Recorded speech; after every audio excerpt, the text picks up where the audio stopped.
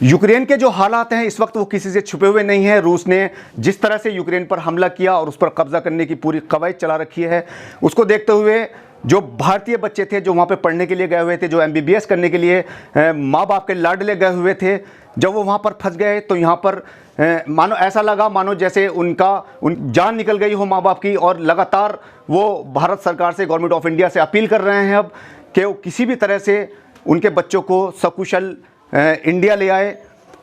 रूस ने जिस तरह से वहाँ पर हमला किया है, बिल्कुल करंट न्यूज़ ये है कि जो वहाँ के राष्ट्रपति हैं यूक्रेन के, वो भी अंडरग्राउंड हो गए हैं और वहाँ के जो छात्र हैं, ताज़ा खबर है बिल्कुल कि उनको अंडरग्राउंड कर दिया गया है। बिल्कुल जो बेस है, जो मेट्रो का बेस बनाया गया है वहाँ पर अंडरग्राउंड, उसके अंदर उनको सेफ रखा गया है। लगातार वहाँ पर अनाउंस किया जा रहा है कि आप जो है बंकरों में छुप जाएं, क्योंकि हवाई हमला लगातार वहाँ पर जारी है और जो रूस की सेना है वो बिल्कुल राजधानी के अंदर प्रवेश कर चुकी है। टैंकर वहाँ पर, तोपें दिखाई दे रही हैं वहाँ पर लगातार। और जो माँ बाप हैं वो लगातार भारत सरकार से अपील कर रहे हैं कि उनके बच्चों को सकुशल भारत बुला लिया जाए। कुछ खुशनसीब लोग हैं जो अपने माँ बाप के पास आ चुके हैं, भारत आ चुके हैं, अपने शहर में आ चुके हैं।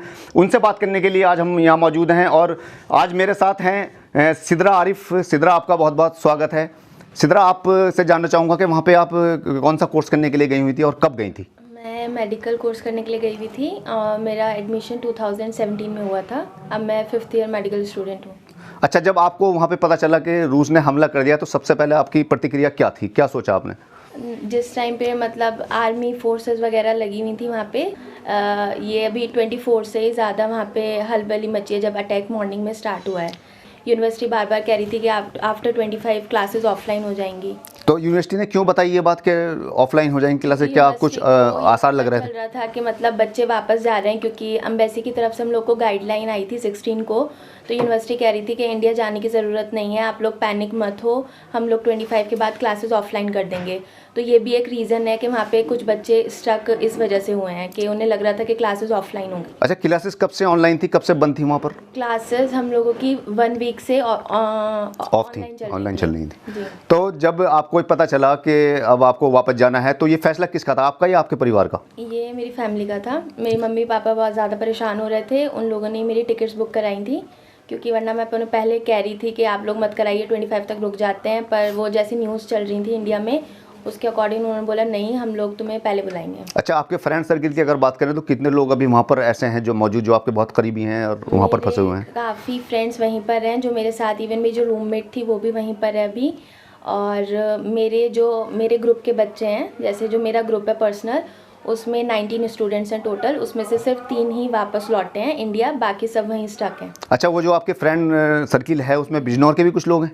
जी, बिजनौर से एक, शेरकोट से एक लड़का है, उसका नाम शाकिब है, वो भी वहीं स्टक है, वो हॉस्टल में रहता है। अच्छा, आपकी किसी फ्रेंड से बात हुई आपके आने के बाद, जब आपको पता चला कि ऐसा माहौल हो चुका है और हालात ये पहुंच गए हैं? उन लोगों से मेरी बात हो रही है ग्रुप वगैरह में, क्योंकि अभी हम लोग की क्लासेस ऑनलाइन चल रही हैं तो बात। अच्छा, लास्ट बात आपकी कब हुई थी किसी अपने फ्रेंड से? लास्ट अभी मेरी मॉर्निंग में ही हो रही है, टच में हूँ मैं सबसे। क्या कंडीशन उनकी इस वक्त जो वहाँ पर रुका हुआ है? कि ये है कि अभी गवर्नमेंट ने, एक तो वहाँ पे मार्शल लॉ हो गया है, ऊपर से वहाँ पे अभी कर्फ्यू वगैरह लग रहा है रात में। तो उन लोगों को अभी ये गाइडलाइन है कि आप लोग जहाँ हो वहीं रहो। अभी बाकी उन लोगों को बंकर्स के और बॉम्ब शेल्टर्स के, इन सब चीज़ों के मैप में वो दे दिए हैं एड्रेस वगैरह। तो वहाँ पे रुके हुए हैं जी। तो खाने पीने का उनका इंतजाम किसकी तरफ से है? अभी तो अब वो लोग फ्लैट, जो बच्चे फ्लैट में रहते हैं वो फ्लैट में, जो हॉस्टल में रहते हैं वो हॉस्टल में है। तो अभी जो उन लोगों ने अरेंजमेंट कर रखा होगा अभी वो उसी पर ही हैं। बाकी मॉर्निंग में कर्फ्यू खुलता है तो वो उस टाइम पे अगर उन्हें बहुत ज़्यादा ज़रूरी सामान है तो वो जाके ले सकते हैं। अच्छा, जैसे कि न्यूज़ चैनल वगैरह दिखा रहे हैं लाइन लगी हुई है ATM के बाहर भी, और लोग बंकरों में छुपे हुए हैं, तो आपके जो रूममेट हैं उनकी क्या कंडीशन है, वो किस तरह से वो पैसा वगैरह का इंतज़ाम करते हैं और क्या वजह है कि वो वापस नहीं आ पा रहे हैं? एक्चुअली जो ओडेसा में, मेनली अभी ओडेसा में ATM वगैरह में और इन सब चीज़ों में लाइन है, बिल्कुल सही है। लेकिन जो ये बंकर्स वाली न्यूज़ है ये मेनली खार्किव व कीव के स्टूडेंट्स के लिए है, क्योंकि वहाँ पे थोड़ा ज़्यादा अटैक हुए थे तो उन लोगों को बॉम्ब शेल्टर्स में रख रखा है।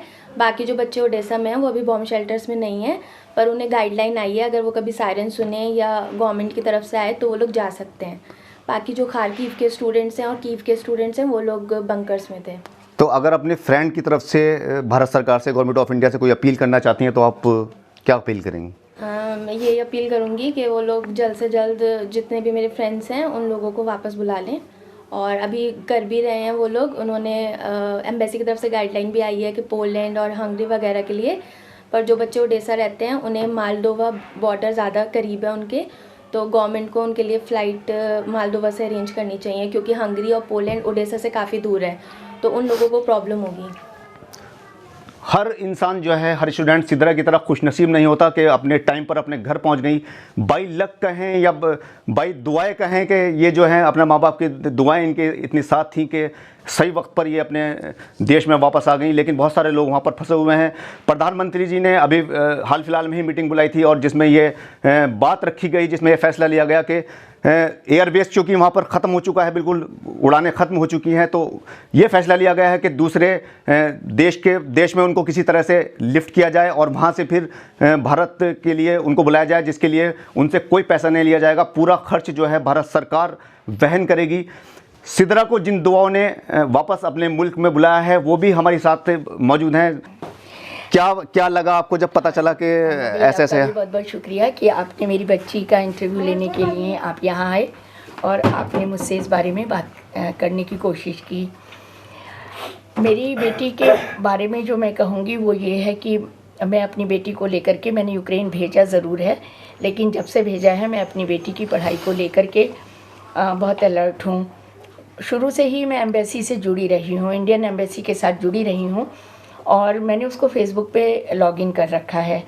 यूक्रेन में जैसे ही थोड़ी सी परेशानी शुरू हुई वैसे ही मैंने यूक्रेन की वीडियो और न्यूज़ देखना शुरू की। मैं TRT और वॉशिंगटन पोस्ट, CNN पर पूरी रात जाग करके वो न्यूज़ देखती रही, उसको फॉलो करती रही। और उसी के अकॉर्डिंग जब ये हुआ कि कल सुबह 5:30 बजे यूक्रेन पे अटैक होगा और पुतिन जो हैं सुबह रात को 3 बजे ऐलान करेंगे और इंडियन टाइम के अकॉर्डिंग सुबह 5:30 बजे युद्ध छिड़ जाएगा, मैं पूरी रात सोई नहीं। मैंने सुबह का इंतज़ार किया और उसी दिन 16 तारीख को, ये 15 तारीख को होना था, 16 तारीख को कीव ने वहाँ पर कीव में जो हमारी भारतीय एम्बेसी है उन्होंने गाइडलाइन जारी कर दी कि भारतीय स्टूडेंट जो हैं वो घर वापस लौट सकते हैं। मैंने अपनी बेटी को कॉल किया और उसको घर वापस आने के लिए पूछा। उसने कहा कि मम्मी मेरी क्लासेस चल रही हैं, ये ऑफलाइन शुरू होने वाली हैं और मुझे पेशेंट की केस हिस्ट्री लिखनी है, मैं आपसे बाद में बात करती हूँ। फिर मैंने उसे थोड़ी देर बाद फिर कहा कि बेटा पहले मेरी बात सुन लीजिए।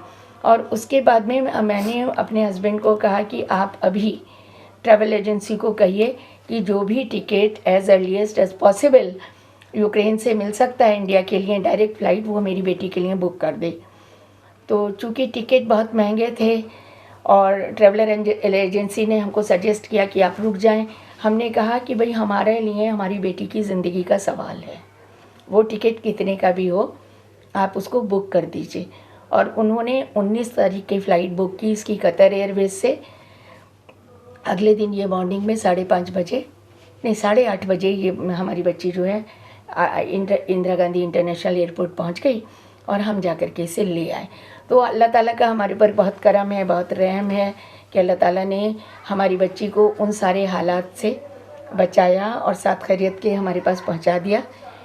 मेरी बच्ची आ ज़रूर गई है, लेकिन मैं अपनी बच्ची के लिए जितना वरीड थी मैं उस कंट्री के लिए भी उतना वरीड हूँ, एक बच्चे के लिए भी उतना वरीड हूँ। वो अपने पेरेंट्स की वजह से या जिस तरह से भी वो टिकट अरेंज नहीं हो पाया या बच्चों ने लापरवाही की या हम कहेंगे कि यूनिवर्सिटी की भी गलती थी कि उन्होंने बच्चों को कंपेल किया। इस बारे में मैंने यूक्रेन के मतलब रेक्टर को भी लिखा, सिद्रा की यूनिवर्सिटी को भी लिखा और कीव के जो हमारी भारतीय एम्बेसी है उसको मैंने ऑनलाइन लिखा कि रेक्टर ऐसे कह रहे हैं, यूनिवर्सिटी बंद नहीं कर रहे हैं, टिकट बहुत महंगा है, आप जो बच्चे नहीं जा सकते हैं आप उनकी व्यवस्था करें। और बाकायदा भारतीय एम्बेसडर को 2-3 बार मैंने इस बारे में मेल भी किया।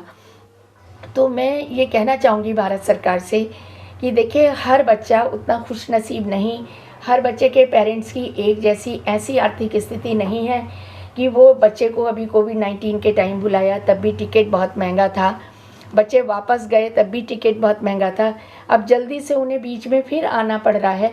अरे यूक्रेन में लोग इसलिए पढ़ाते हैं जो पढ़ने भेजते हैं कि वहाँ मेडिकल की पढ़ाई भारत से आधे दामों में है। अगर उनका आने जाने में बार बार इतना खर्च होगा तो वो कैसे बियर कर पाएंगे। और आज वो जो बच्चे फंसे हुए हैं उनमें से अधिकांश बच्चे इसी कारण से फंसे हुए हैं। तो बस मैं अल्लाह ताला से दुआ कर सकती हूँ और वो दुआ मैं कर भी रही हूँ कि अमन व अमान कायम करें। और अच्छा मैम, आप एक माँ हैं और जो बच्चे अभी वहाँ पर फंसे हुए हैं उनकी माँओं के लिए, उनके गार्जियन के लिए क्या मैसेज देना चाहेंगी आप कि वो उनको सब्र मिले? और वो मैं हर उस गार्जियन को ये कहना चाहूँगी जिसका बच्चा वहाँ फंसा हुआ है कि इस वक्त वो अल्लाह ताला से दुआ करे, वो ईश्वर से प्रार्थना करे कि ईश्वर सकुशल मेरे बच्चे को वापस ले आए, क्योंकि परिस्थिति बहुत विषम हो गई है। मैंने मेरे बच्चे के साथ जो बच्चे पढ़ते थे उन बच्चों के पेरेंट्स को फ़ोन किया, लेकिन बच्चों के पेरेंट्स ने भी उसको लाइटली लिया। और जब बच्चे को हम बाहर पढ़ाते हैं तो हमें इतना ज़रूर करना चाहिए कि भारतीय एम्बेसी के साथ बराबर टच में बने रहें। बच्चे की यूनिवर्सिटी को अगर प्रॉब्लम है तो वहाँ के रेक्टर को लिखें, अपनी संबंधित यूनिवर्सिटी के रेक्टर को लिखें। कोई प्रॉब्लम है तो वो हमारी एम्बेसी है उसको लिखें, क्योंकि अगर हम ऐसा नहीं कर रहे हैं, क्योंकि हमारे बच्चे अभी उतने समझदार नहीं हैं, वो हालात का जायज़ा नहीं ले पाए, यूनिवर्सिटी ने बच्चों को पैनिक नहीं किया और वो बराबर उसी ढंग से क्लासेस चलाते रहे। उनको इतना सारा होमवर्क मिलता रहा कि वो बच्चे इधर उधर जा ही नहीं पाए, वो तो अपना होमवर्क करते रहे और भेजते रहे। तो इस तरह से मेरा ये कहना है कि भाई पेरेंट्स को बहुत अलर्ट रहना है अगर बच्चों को विदेशों में पढ़ाना है। और एक जो हमारे एजेंट हैं जो उन यूनिवर्सिटीज़ में एडमिशन कराते हैं, जो भारतीय एजेंट हैं, उनके झांसे में ना आए, अपनी हैसियत देखते हुए और ये सोचते हुए कि वहाँ पर पढ़ाई ज़रूर सस्ती है, लेकिन अगर बच्चे को चूँकि हॉस्टल नहीं मिला और बच्चा वहाँ पर फ्लैट्स में रहता है तो वो जो फ्लैट का खर्चा है, वो जो वहाँ पे खाने पीने का खर्चा है, वो महंगा है। तो हम जब भेजते हैं तो हमारे सामने इंश्योरेंस, हमारे सामने पढ़ाई के वो खर्चे नहीं होते हैं, है ना, वो तो साइलेंट खर्चे हैं। तो जब ऐसे खर्चे वहाँ पर होते हैं तो दिक्कत आती है, जैसे कि इस समय आई है या कोविड-19 के टाइम पे भी आई। उस पैंडेमिक में भी वही बच्चे उस पैंडेमिक में वापस आ पाए थे जब भारत सरकार ने प्रबंध किया था जो टिकट ले सकते थे। मेरा ये कहना है कि भाई जैसा भी है, अब जो लोगों ने एडमिशन करा दिया है आगे के लिए भी वो सतर्क रहें, बार बार बच्चे से कहें, बच्चे को भी उसके हालचाल लेते रहें और यदि कोई प्रॉब्लम आ रही है तो वो फिर एम्बेसी को कांटेक्ट करें। और भारत सरकार को में जो मिनिस्ट्री ऑफ अफेयर्स है, एक्सटर्नल अफेयर्स है, वहाँ पर ट्वीट करें और पीएमओ को ट्वीट करें। इस पूरी बातचीत में एक बात बहुत ख़ास जो गौर करने लायक है वो ये कि जो बच्चे वहाँ पर फंसे हैं उनमें सबसे बड़ी समस्या फाइनेंशियल थी, क्योंकि टिकट बहुत महंगे थे, वो अपने घरों को नहीं आ पाए। तो हमारी अपील है भारत सरकार से जल्दी जल्द उन लोगों को अपने देश में लाने का बंदोबस्त किया जाए, व्यवस्था की जाए, ताकि वो अपने घरों को वापस आ सकें।